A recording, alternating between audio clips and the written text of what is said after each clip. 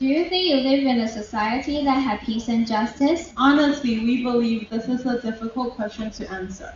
In our opinion, peace and justice in our society is still lacking, and this is due to different degrees for each country. Which means they start work together to achieve a society with true peace and justice for all. Hello everyone, I'm Megan. I'm Raiji. I'm Beverly. I'm Shanti. And today we'd like to take a look at these ideas of peace and justice and institutions need to fully achieve it. First of all, we will define the concept of peace and justice. Then we will take it as a global issue. And we will close by talking about the institution we all need to ensure and we all have a safer and thriving world. We all want world peace, but what exactly does that mean? We all have different ideas for the common goals like living free from poverty and war. Peace means the absence of violence, struggle, and living in tranquility and harmony with each other. Justice, on the other hand, means fairness and equality of opportunity, rights, and protection under the law, as well as taking responsibility for action, even the consequences of bad choices.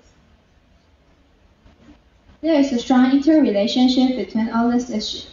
A peaceful society requires a fair and equitable distribution of resources and opportunities, while a just society requires a peaceful and non-violent approach to conflict resolution. However, that does not mean there should be no competition at all. The right kind of competition is good for us, as long as it is without the malicious thought, violence, or other behavior that may hurt others. From the individual to the whole world, there are different dimensions to consider. So now let's take a look at two of many dimensions that show why it's such an important global issue. First, government and citizens need to understand that peace and justice are based on people having equal rights and opportunities to express their views, without the fears of violence. If you look at countries with basic peace and justice, you will see most of them are the same countries in which people lack basic needs such as food, clean water, education, decent work opportunity.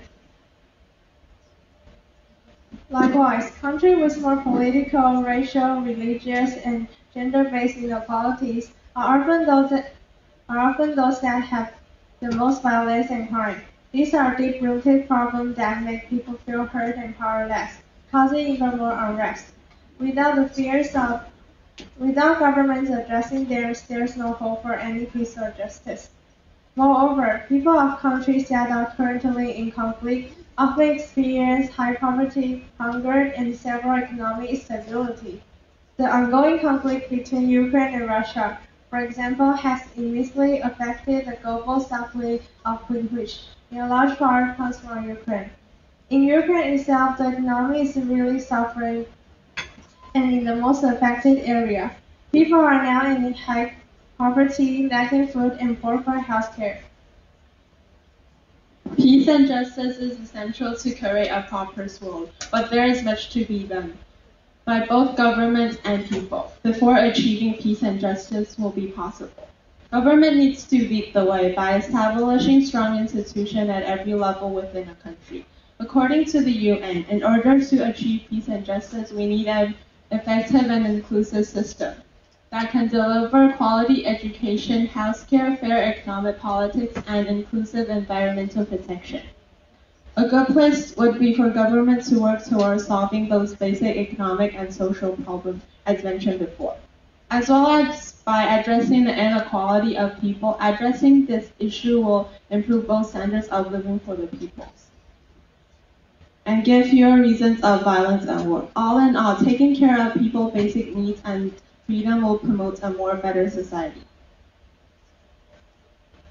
Governments and other agents also need to further develop their policies and laws. They need to build upon their 宪法, constitution, of their welfare of their people. For example, by improving 劳动法, labor's law, protect governments and protect people's working right and reinforce fair wages. By instituting 家庭暴力防治法, Domestic Violence Prevention Act, they can protect victims from violence at home.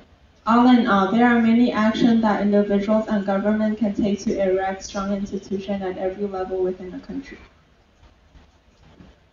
Along with improving governmental institutions, actions also need to be taken on more individual level. Individuals and poverty organizations can help make change by promoting peace and justice, helping to improve our judicial systems, and by creating platforms, allowing citizens more access and influence within the government by creating platforms where citizens can discuss and share issues with our government. In the same manner, judges are the most direct evidence of fairness and justice. Judges exercise judicial power according to the law on behalf of the state and its people.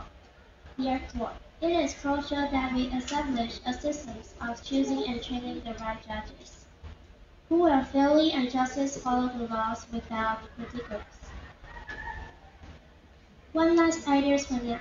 Every country should follow the Taiwan's use of the Public Policy Network Reputation Platform. This platform was built so the people of Taiwan can discuss laws with our government, helping to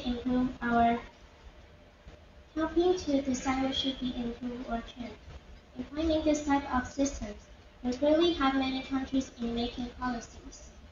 And by helping the people understand the values of policies and laws, it will be a very good model of democracy. Peace and justice are important to the world, and we need to work together, the people and nations, to achieve these goals. Just imagine how amazing if every person was able to honestly answer. Do you think you live in a society that has peace and justice? Let's bring peace and justice to all. Let's make the world better together. I'm Megan. I'm Ivy. I'm Bevan. I'm Shanti. Thank you, everyone.